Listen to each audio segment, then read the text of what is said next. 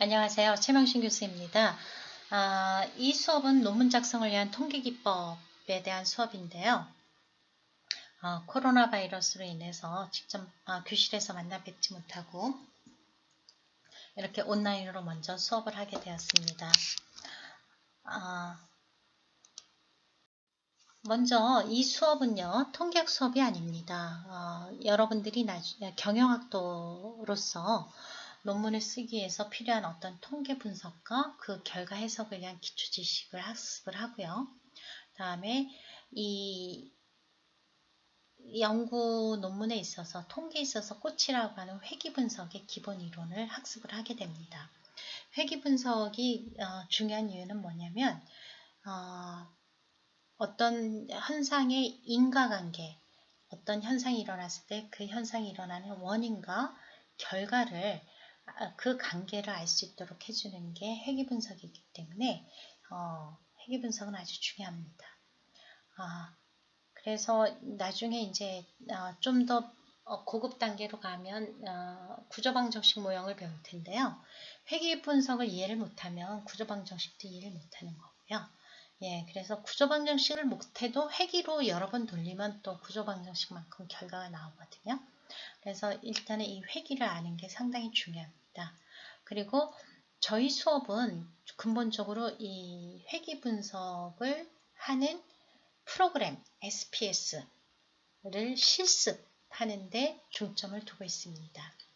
그래서 여러분들이 수업 시간에 처음에 한 3주 정도는 통계의 기본에 대해서 저희가 통계를 어떻게 해석하는 건가에 대해서 좀 공부를 하게 되고 그 후로는 계속 실습을 하겠습니다. 그래서 여러분들이 수업 시간에 여러분 개인적으로 노트북 컴퓨터를 가져오시기 바랍니다.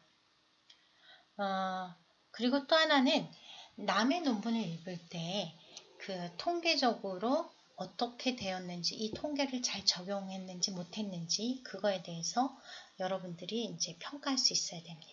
그래서 다른 사람의 논문에서 회귀 분석의 적용과 그 평가에 대해서 논의하도록 하겠습니다. 예, 수업의 주 교재는 송지준 씨의 논문 작성에 필요한 SPS 에이머스 통계 분석이고요.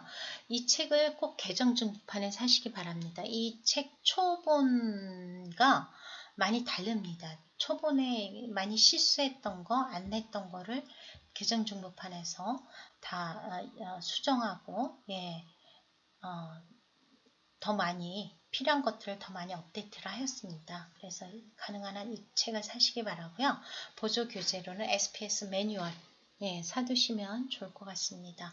그 다음에 PPT 강의 슬라이드를 제가 매 수업 저희 카페, 클래스 카페에다 올려놓으니까 그거를 다운로드 하셔서 수업 시간에 사용하시기 바라고요. 저희가 그 논문에서 여러분들이 논문을 읽을 때 통계가 나오면 일단 겁부터 나잖아요. 근데 이제는 통계를 배우고 나면 이 논문에서 통계가 정리된 부분을 여러분들이 이해할 수 있어야 되죠. 그렇죠? 그래서 그런 것을 어떻게 이해할 것인가, 그다음에 그게 또 거기에 대해서 평가도 제대로 이걸 한 건가 안 한 건가 그런 것들을 평가할 수 있는 기간을 갖도록 하겠습니다.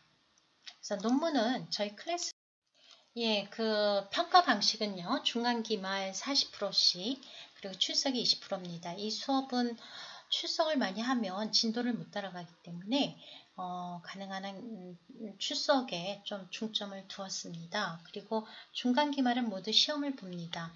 이런 통계 수업은 중간중간에 시험을 보는 게 오히려 그 배운 것을 이해하고 다음 단계를 넘어가는데 훨씬 더 도움이 많이 됩니다. 그래서 중간 기말 시험을 보고요. 시험의 형식은 문제하고 데이터가 주어지고 이를 SPS로 돌려서 답을 쓰는 방식으로 행해집니다. 그 다음에 유의사항은 본 수업은 실습 이즘으로 개인 노트북 컴퓨터를 꼭 지참하시기 바랍니다.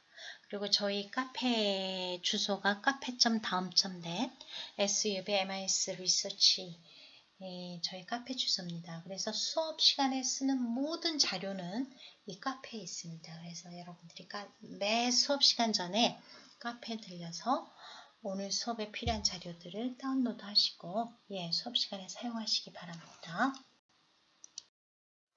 자, 수업 개요는요, 전반적으로 이제 통계 분석을 위한 기초 지식들을 저희가 좀 배우고요.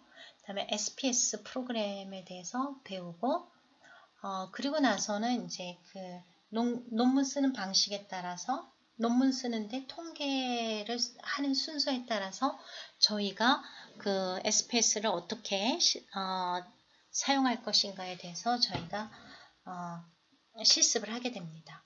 그래서 여기 한 5주 차서부터 4주 차서부터 저희가 실습을 하게 되죠. 원래는 16주 수업으로 해서 기획을 했었는데요. 코로나 바이러스로 인해서 수업이 단축됨에 따라서 15주에 기말고사를 시행하니 착오 없으시기 바랍니다.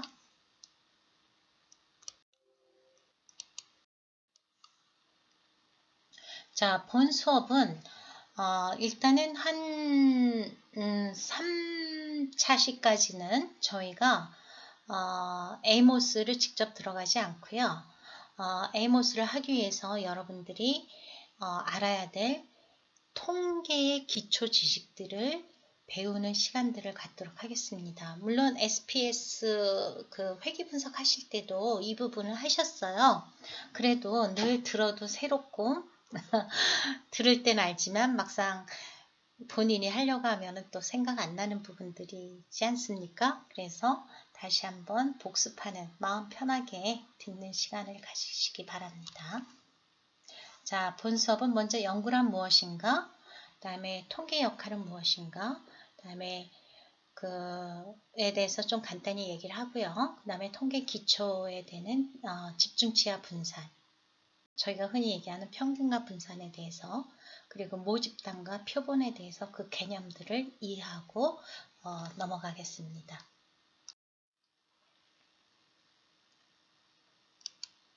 자, 우리가 연구라고 하는 게 무엇일까요? 먼저 한번 생각을 해보면, 자, 한번 감기가 걸렸을 때 생각을 해보세요. 여러분들이 어떤 이제 기침을 하고 몸에 열이 나고 그렇게 되면 이게 코로나 바이러스 걸린 건지 아니면 단순한 감기인지 의사 선생님을 찾아가죠. 그럼 의사 선생님은 자기가 본인이 배운 어떤 지식에 의거해서 이것은 코로나 바이러스라기보다는 감기에 가깝겠구나 해서 감기일 것이다 라고 하는 가설을 세우고 그거에 맞는 처방전을 줍니다. 그쵸? 그래서 거기에 맞는 처방전을 주고 약을 먹게 되죠. 그래서 그 약을 먹고서 몸이 나면 그 감기로 진단한 가설이 맞게 되는 거고요. 그게 낫지 않으면 그 가설이 틀린 게 되죠. 그쵸? 그러면서 다시 감기가 낫지 않았을 때는 다시 또 다른 문제 제기가 되고 있습니다. 이것이 연구하는 과정과 똑같습니다. 사실 오늘날 저희가 사회과학으로 하는 연구라고 하는 것이 이런 자연과학에서 온 겁니다. 그래서 이런 문제가 있으면 그 문제를 해결할 수 있는 어떤 이론적 배경을 보고요. 선행 연구나 이론적 배경을 한번 파악을 해보고 그거에 의거해서 이 문제 해결책은 이렇게 될 것이다 라고 하는 가설을 내리죠. 그리고 그 가설에 대해서 이 가설이 맞는지 틀리는지를 실제 데이터를 가지고서 검증을 하게 됩니다. 그 서베이를 하던 아니면 그 실험을 하던 인터뷰를 하던 여러 가지 방식을 사용해서 검증을 하게 되죠. 그래서 그 실제 데이터를 가지고 실제 증거를 가지고서 검증을 했을 때 그게 맞으면 가설이 채택이 되고 틀리면 가설이 기각이 되죠. 이것이 저희가 보통 하는 연구의 모습입니다. 이 가설을 검증함에 있어서 실제 데이터를 가지고 가설을 검증하는 과정에서 저희가 좀 더 과학적인 방식을 사용하고자 통계를 적용을 합니다. 네, 그래서 저희가 전반적으로 연구라고 하는 걸 보면 사회에 어떤 현상이 있거나 문제라고 일컬어지는 현상이 있으면 그거에 대해서 그 문제를 일으키는 원인은 뭐고 그 다음에 그 결과는 어떤 것인지에 대해서 저희가 규명하는 것을 저희가 크게 봐서 연구라고 할 수. 예, 다음에는 저희가 통계라고 하는 것은 무엇인가, 통계는 어떤 역할을 하는가에 대해서 좀 공부를 하도록 하겠습니다. 예, 저희가 논문에서 통계 역할은 일단은 저희가 그 수집한 데이터가, 자료가 신뢰하고 타당할 만한 것인가, 타당한 것인가, 신뢰할 만한 것인가를 먼저 검증하는 데 쓰이고요. 그 다음에 이 데이터의 신뢰성, 타당성이 검증이 되면 그 다음에는 가설 검증으로 갑니다. 그래서 가설의 인과관계를 검증을 하거나 아니면 실험을 한 경우는 실험을 한 집단과 그렇지 않은 집단, 트리트먼트를 준 집단과 아닌 집단, 아니면 뭐 양을 달리해서 주거나 했을 때 어떤 차이가 나는가, 그래서 과연 트리트먼트는 유의했나, 처방은 유의했나, 이런 것들을 저희가 검증을 하게 되죠. 그래서 우리가 논문에서 통계를 쓰는 경우는 이 두 가지 경우를 위해서 통계를 쓰게 됩니다. 자, 근데 이제 통계는 왜 쓰게 됐을까요? 예를 들면 여러분이 일상생활에서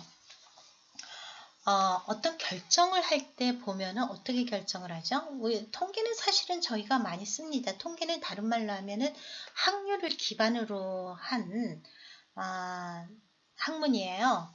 그래서 예를 들면 여러분들이 이제 식당에 가서 여기 그림에 나온 대로 어떤 수프를 먹으려고 하는데 수프 종류가 세 종류가 있단 말이죠.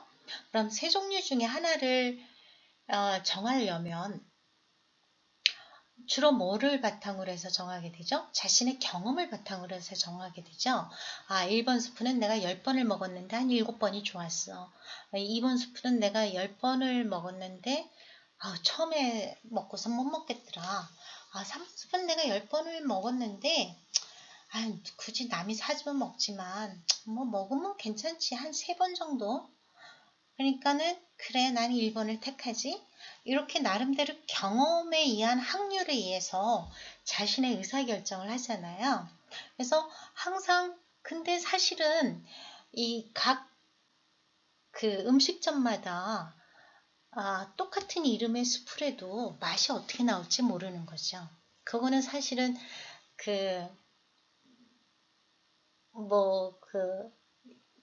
엿장수 가위의 엿의 크기가 다였듯이 그 음식점의 맛은 그날 요리사 기분에 의해서 많이 왔다 갔다 하겠죠. 그래서 저희가 그 맛에 대한 정보가 상당히 불완전해요. 이럴 때 근데 우리 결정을 해야 되는 거죠. 그렇죠? 이 결정은 결국은 자신의 경험에 의한 확률로 저희가 따지게 되겠죠. 그래서 이제 심각하게 어떤 통계학자가 얘기를 한다면 저는 3번 스프 먹을래요. 이러니까 그 3번 오늘의 스프가 맛 좋을 확률이 73%에서 77%라고 95% 확신합니다. 이런 범주형으로 진술을 하죠. 통계를 아시는 분들은. 그러니까 딱 그거는 75% 좋아요. 이렇게는 못하죠. 예, 그냥 좋을 확률이 여기서부터 여기까지냐라고 왜냐하면 불확실한 정보를 바탕으로 하기 때문에요. 그래서 통계라고 하는 것은 불확실성을 계량을 측정을 해서 정확하게 만드는 거죠. 가능한 한 정확하게. 근데 그 정확이 정말 정확한 건 아니고 정확한 범주를 저희가 설정을 하게 됩니다. 그래서 통계학자들은 불확실성의 정도를 확신하고 범정 진술을 할 수 있습니다. 자, 그 통계라고 하는 것은요, 사실은 이제 그리스 로마 시대에서부터 시작을 했습니다. 그래서 그리스 로마 시대에 그 세금을 걷기 위해서 인구수, 그 다음에 땅의 가격, 지가 계산에서 통계는 시작이 됐었죠. 그래서 국가를 의미하는 스테이터스와 그 다음에 산수를 의미하는 arithmetic이 합쳐서 statistics라고 저희가 표현을 합니다. 통계라고 하는 거는 또 한자로 하면 통 합치다, 개, 세마다 해서 모아서 계산하다 이런 뜻이죠. 그래서 통계 필수 항목은 일단은 데이터가 있어야 되고요. 아까도 말했듯이 이 데이터를 가지고 결정을 하기 위해서 확률을 기본으로 해서 의사결정을 하게 되죠. 그리고 어떤 결정을 하게 됐을 때 그것을 추론을 하게 됩니다. 여러분이 나중에 유의도라고 하는 것을 배우게 되면 이 통계적 추론이라고 하는 것이 어떤 건지 저희가 95% 내에서 이 인과관계는 맞다 틀리다 이런 식으로 저희가 추론을 하게 되죠. 이제 이런 스태티스틱스가 갑자기 발전을 하게 되는 거는 영국에서입니다. 17세기에 그랜트라고 하는 사람이 영국의 인구 변화를 숫자로 표시하다가 어떤 규칙성을 발견했습니다. 즉 질병이나 전쟁으로 죽은 인구를 복원하는데 약 20년의 세월이 걸린다고 하는 것을 알았습니다. 옛날 같은 경우는 이렇게 패스트나 이런 질병이 한번 쫙 지나가면 인구가 확 줄어들잖아요. 그것을 다시 예전 인구로 복원시키는데 20년이 걸리더라 라고 하는 것을 발견을 했습니다. 그 다음에 이 그랜트와 더불어서 패티 또한 윌리엄 패티 그림에 나오는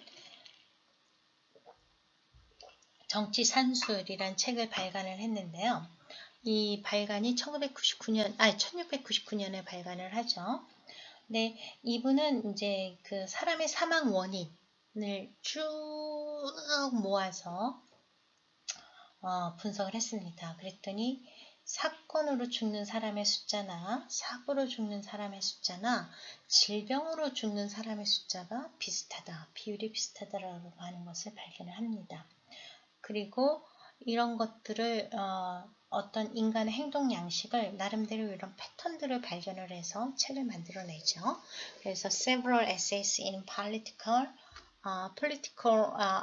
Arithmetic 이라고 하는 책을 발간을 하고 이것이 앞으로 한 100여 년간의 통계의 기초가 됩니다.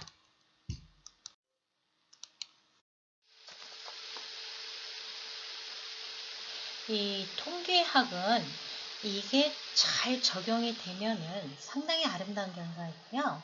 제대로 무시되거나 잘못 적용될 때는 상당히 재앙스러운, 상당히 좀 디제스트러스한 그런 결과를 초래하기도 하죠. 그래서 삶과 죽음의 문제도 적용한다라고 하는 타이틀처럼 상당히 인류 역사에 중요한 발견과 중요한 혁신을 주도하기도 합니다. 그래서 대표적으로 저희가 흔히 얘기하는 게 폴리오, 그러니까 소아마비 백신을 개발한 닥터 샤크 같은 경우는요, 이 폴리오 백신을 개발을 하고 나서 이것의 완벽한 적용을 위해서 180만 번의 테스트를 거칩니다.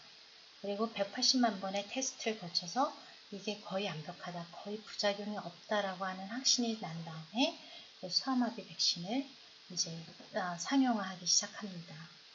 이거는 대단한 인류사에 있어서 큰 발전이었고, 그리고 이로 인해서 닥터 쇼크는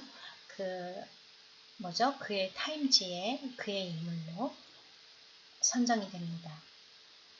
그 반대의 경우로 저희가 흔히 예를 드는 게 챌린저호, 우주선 챌린저호가 있죠. 여러분 혹시 기억하시는 분이 있을지 모르겠는데 1986년에 1월 28일 날 챌린저호가 이제 우주선을 가기 위해서 발사가 되는데 안타깝게 73초 만에 폭발을 합니다. 저도 그때 TV 화면으로 지켜본 기억이 있습니다. 너무 정말 힘들었어요.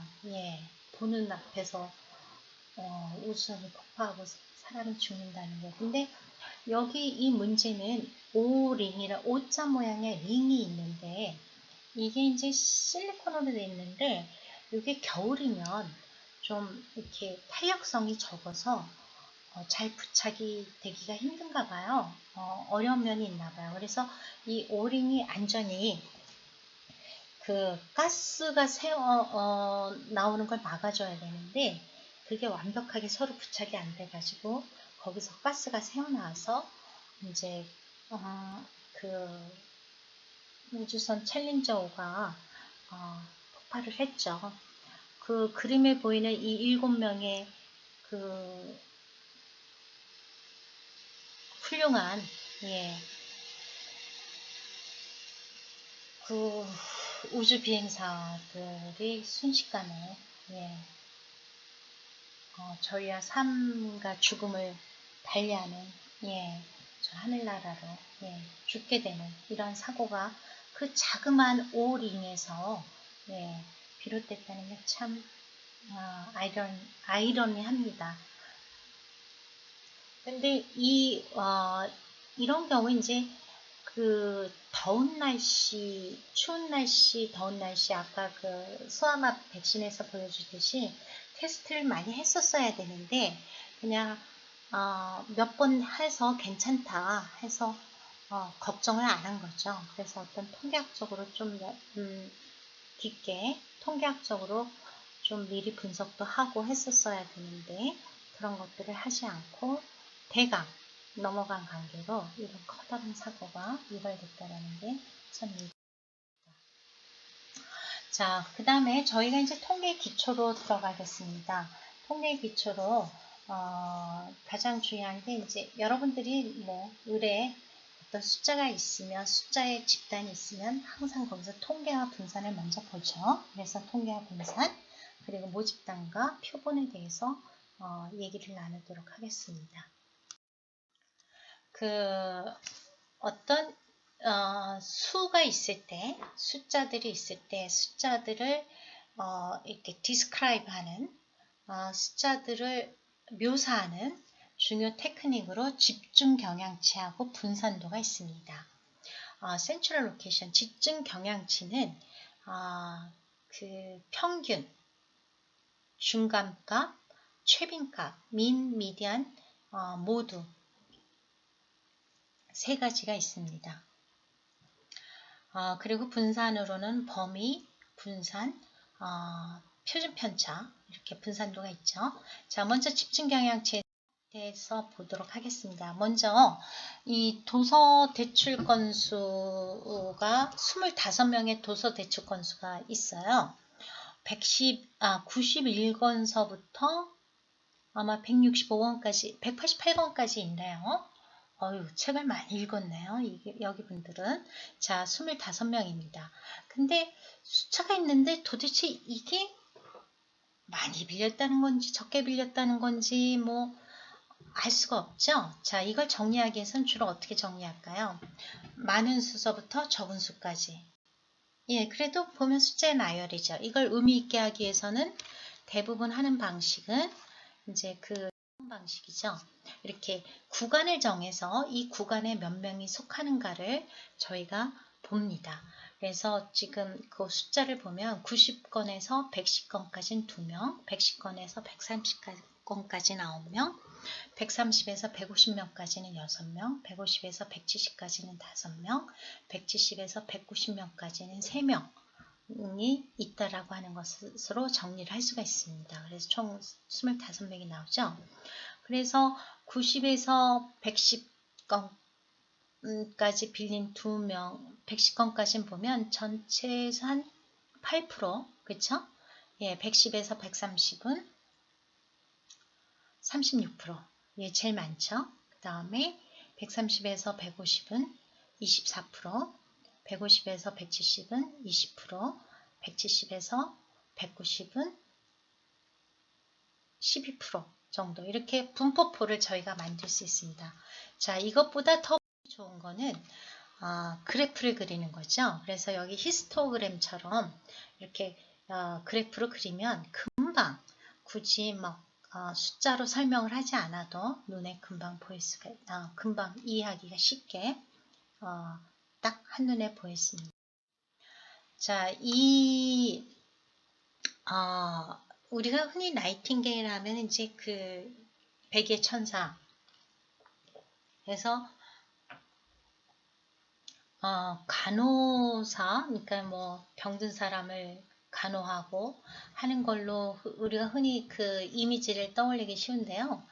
나이팅게일 같은 경우는 통계학자라고 하는 게 더 나을 겁니다.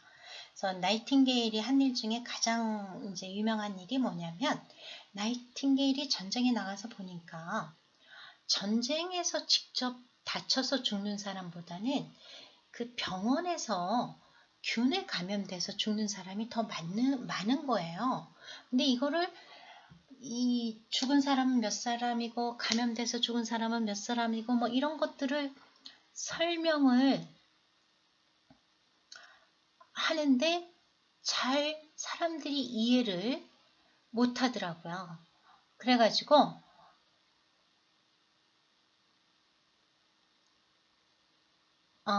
어떻게 하냐면은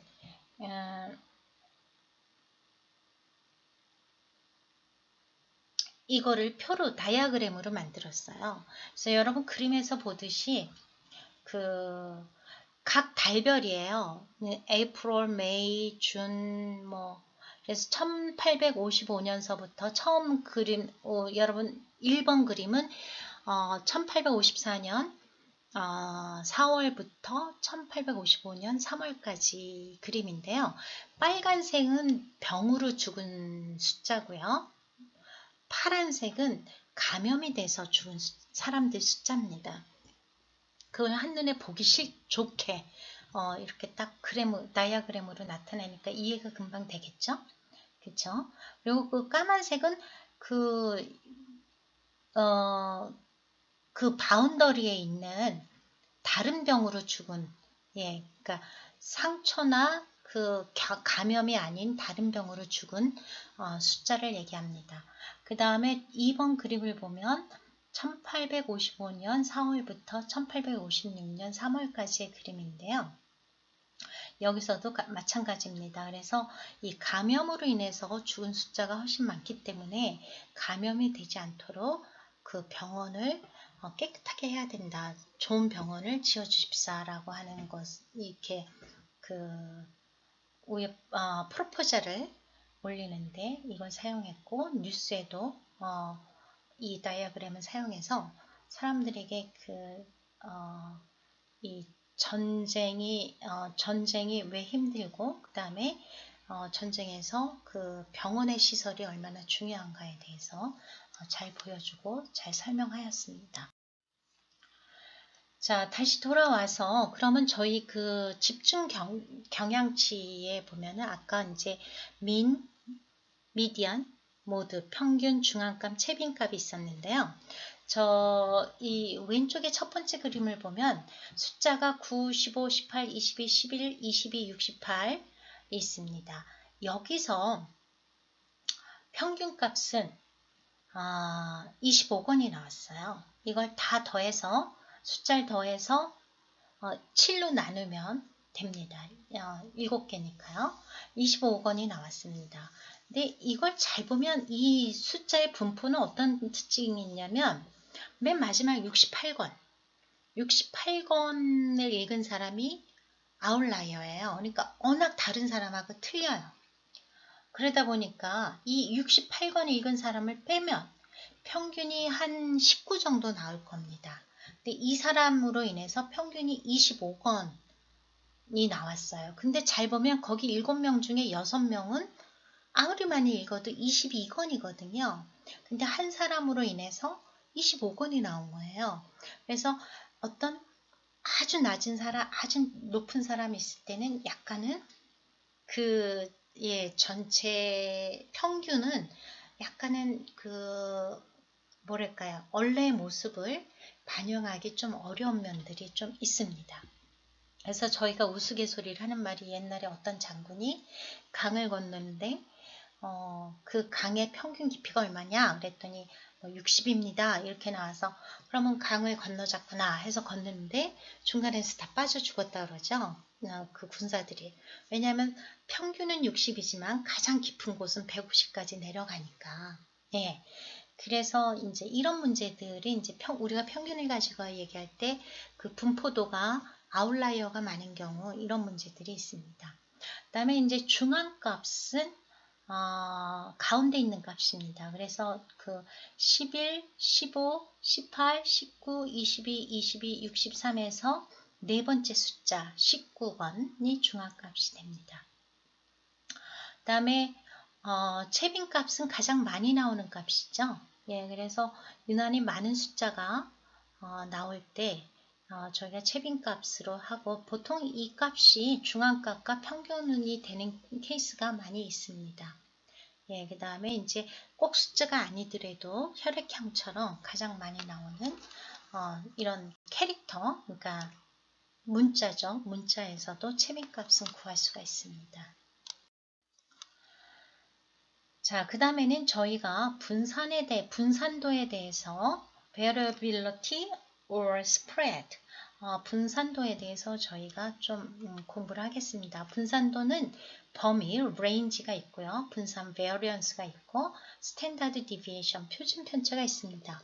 range는 가장 적은 숫자에서 가장 많은 숫자를까지의 그 범위를 얘기합니다. 그래서 저희가 아까 평균값을 봤던 그 숫자, 7개 숫자 기억하시죠? 그래서 그 11, 15, 17, 19, 22, 68. 그래서 범위는 11에서부터 68까지가 범위가 되는 거겠죠. 이제 분산이 문제인데요. 분산은 문제는 아니죠, 뭐. 예. 분산은 여러분이 다 아실 겁니다. 각각의 편차라고 하는 게, 편차는 뭐냐면 각각의 숫자, 변량이죠. 변량에서 평균을 뺀 양을, 값을 저희가 편차라고 합니다. 근데 이 편차를 다 합치잖아요. 합치면 그거는 0이 됩니다. 왜냐하면 평균을 중심으로 해서 평균보다 많은 숫자는 플러스가 나오고 평균보다 적은 숫자는 마이너스가 나오잖아요. 그래서 그걸 합치면 0이 됩니다. 그래서 그걸 막기 위해서 어떻게 하냐면 이 편차를 제곱을 내요. 제곱을 내서 다 합을 하고 그 다음에 그걸 별량의 개수, 값의 개수, 그러니까 7개, 10개, 아까 같은 경우 7개죠. 하면은 그게 분산이 됩니다. 근데 이제 분산은 정확한 값은 아니에요. 왜냐하면 제곱을 했으니까. 그래서 다시 원래 값을 갖기 위해서 저희가 루트를 씌우죠. 제곱근을 찾아내죠. 제곱근을 계산하죠. 그 제곱근의 값이 표준 편차입니다. 이 표준 편차는 결국은 각 값이 값과 평균과의 차이를 차이의 평균이죠. 그쵸? 각 값과 평균의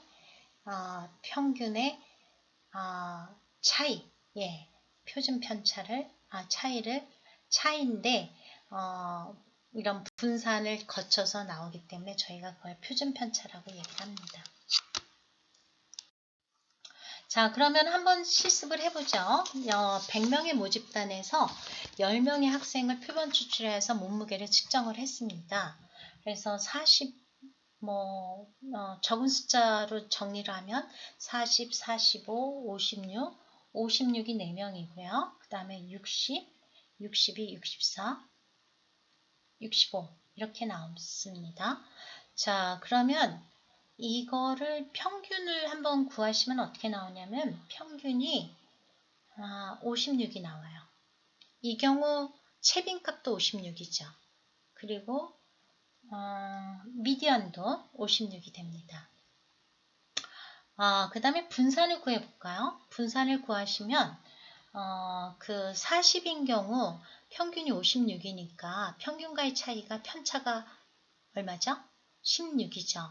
그래서 16의 제곱을 하면 256이 됩니다. 그쵸? 그 다음에 64 같은 경우는 56-64는 8이죠. 그리고 이걸 제곱을 하면 64가 됩니다. 그 다음에 45 같은 경우는 평균과 차이가 마이너스 11이고 제곱을 하면 121이 되고 56은 이게 평균이니까 0이 되고 그렇죠? 60은 56과의 차이가 4가 되고 제곱은 6이 되고 예, 뭐 이렇게 쭉 계산을 하면 그걸 합치면 분산을 합치면 574가 되죠. 아니죠. 분산을 그 편차의 제곱을 합쳐서 어떻게 돼요? 그 개수를 나눠야 되죠. 그래서 10으로 나눕니다. 그러면 57.4가 나옵니다. 그래서 분산은 57.4고요. 여기에 루트를 씌워서 표준 편차를 구하면 7.57, 뭐 6279 이렇게 나오는데 간단하게 7.57이 나옵니다. 자, 그러면 이 모집단 100명의 평균 몸무게가 58kg예요. 근데 여기는 56kg 나왔잖아요. 그러면 2kg 차이인데 이 차이는 무시해도 괜찮은 차이인가요? 아니면 중요한 차이인가요? 자, 거기 표준 편차가 7.57이 나왔잖아요. 그러면은 여러분이 나중에 이제 정규 분포에서 1시그마, 2시그마, 표준 편차가 시그마입니다. 그래서 1시그마, 2시그마를 배우는데 사실은 56이면 1시그마 안에 있어요. 그래서 그렇게 큰 차이는 없다고 볼 수 있습니다. 결국은 같은 집단이라고 저희가 해석을 할 수가 있습니다. 이에 대해서는 저희가 또 정규 분포 때 다시 한번 논의하도록 하겠습니다. 자, 평균과 분산에서 저희는 주로 이제 평균을 많이 보죠. 일상생활에서. 사실은 비즈니스 영역에서는 더 많이 쓰이는 게 분산, 더 많이 중요시해서 봐야 될 게 분산인 경우가 많이 있습니다. 그러니까 대표적인 게 그 지에서 최근에 돌아가신 잭 웰치가 식스 시그마를 운동을 이제 지에서 벌였는데요. 그 경우 어떤 일이 있었냐면 열심히 이제 품질 개량을 해서 그 품질의 퀄리티를, 그러니까 그 서비스나 프로덕트의 퀄리티의 평균을 높여놨어요. 그랬는데 여전히 사용자들의 그 불평은 여전한 거예요. 그래서 왜 그런가 했더니 첫 번 케이스예요. 평균은 올라갔는데 분산이 같은 거예요. 그러면 평균을 해서 그 밑으로인 경우는 그 서비스나 프로덕트의 퀄리티가 평균 미치니까 소비자들은 불만인 거죠. 그 평균 그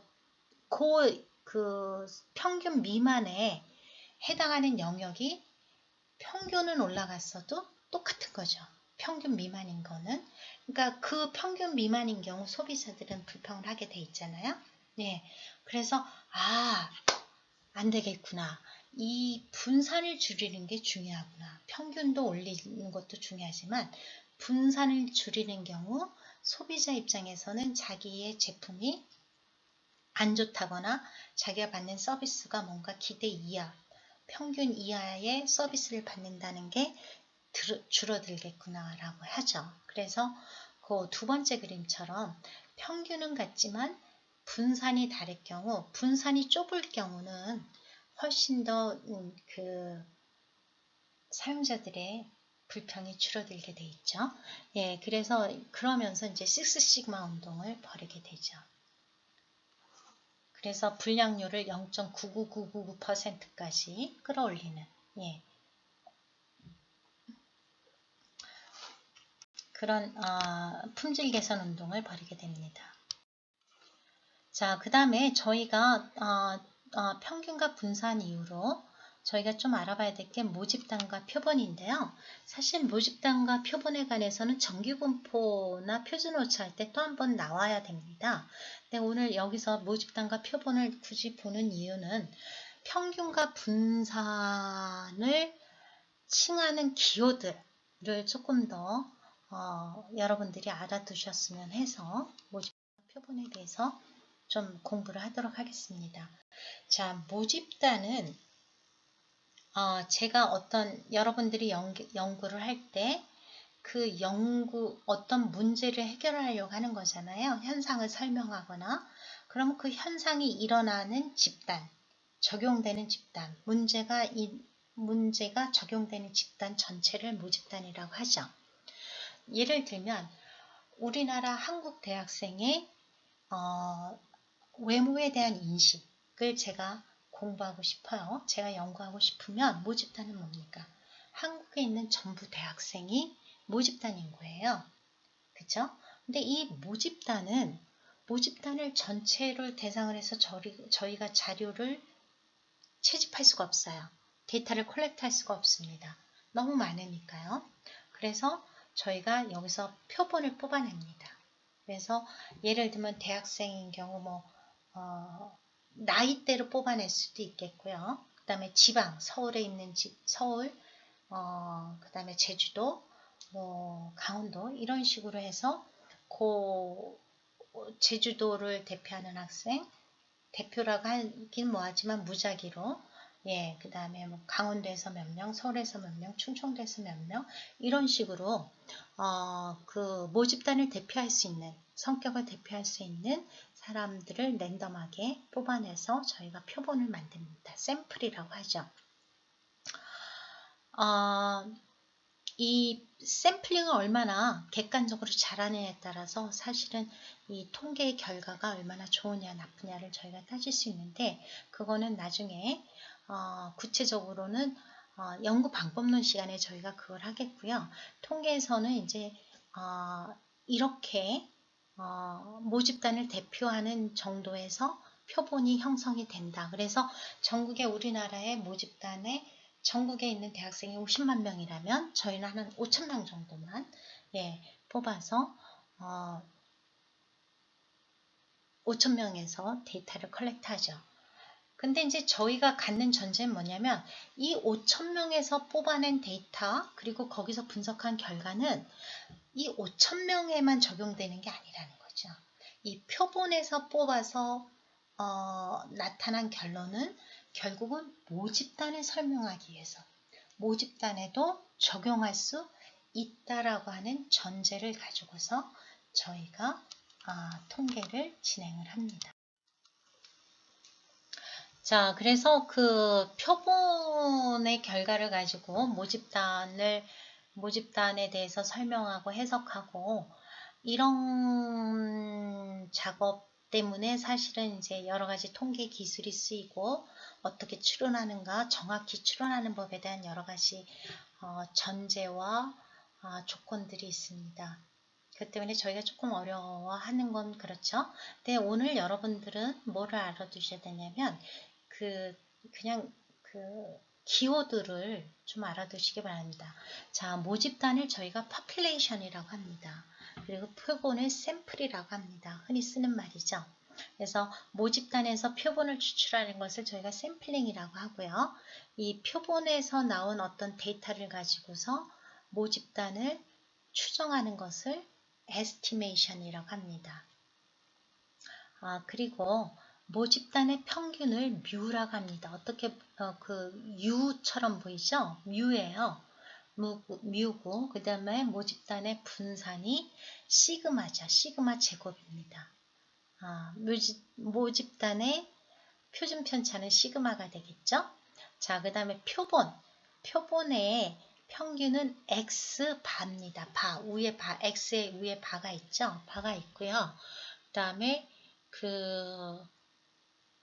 S는 분산입니다. 분산의 제곱. 분산의 제곱. 분산이 S의 제곱은 분산이고요. 그 스탠다드 디비에이션 표준 편차는 S죠. 그래서 S가 되는 겁니다. 스탠다드 디비에이션에서 나온 거죠. 그 다음에 P는 이제 확률을 의미하고요. 그래서 모집단의 확률은 P고요.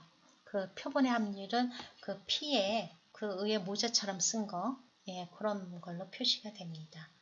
자, 그리고 모집단과 관련된 어떤 이 통계를 우리가 파라미터라고 하고요. 이 샘플에 관련된 통계를 저희가 statistics라고 합니다. statistics요. 자, 그래서 우리가 배우는 건 바로 이 statistics입니다. 이 statistics를 통해서 우리가 해석을 하는 거는 모집단, 파라미터를 해석을 합니다. 자, 그 다음에 기호를 한번 보시면 모집단 파라미터에서의 평균, 뮤는 전체 숫자를 더해서 n으로 나누면 됩니다. 표본에서의 평균도 마찬가지입니다. n을 가지고서 전체 숫자에서 n을 나누면 됩니다. xbar. 전체 숫자를 더해서 1서부터 n까지 해서 더해서 n으로 나누면 xbar. 표본의 평균이 나옵니다. 자, 분산 시그마 제곱은 각 숫자로부터 모집단 같은 경우 각 숫자로부터 평균 뮤를 뺀 것에다가 그걸 편차라고 하죠. xi-뮤 편차죠. 편차의 제곱에 n으로 나누면 분산이 됩니다. 그 모집단의 분산이죠. 시그마 제곱이 되죠. 자, 근데 s제곱 표본의 분산은 어떻게 되냐면 편차, 그러니까 xi-xbar, 그러니까 각 숫자에서 표본의 숫자에서 표본의 평균, 그러니까 편차죠. 표본의 편차, 평균을 뺀 값, 표본의 편차의 제곱을 하고 나누기를 n으로 나누는 게 아니라 n-1로 나눕니다. 여기서 이제 중요한 개념이 나오는데요. 자유도라는 개념이 나옵니다. 저희가 나중에 또 한번 하겠습니다. 자유도는 사전적 의미로 주어진 조건 하에서 자유롭게 변화할 수 있는 점수, 변인의 수, 또는 한 변인의 범죄 수다.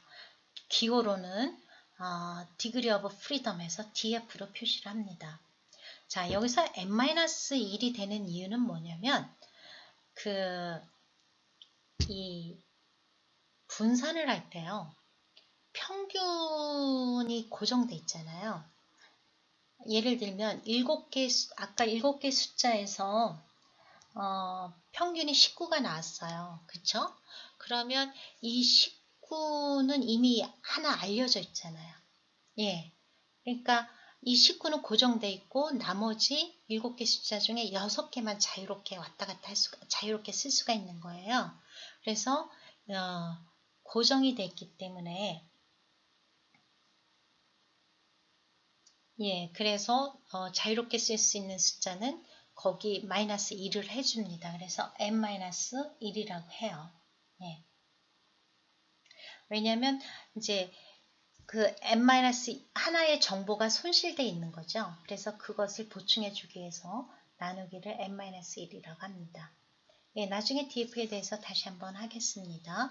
그 다음에 표준 편차는 스탠다드 디비에이션은 이제 시그마 제곱을 루트 시키고요. 그 다음에 S는 스탠다드 디비에이션은 표본에서 S는 스탠다드 디비에이션은 S 제곱의 제곱근을 구하시면 됩니다.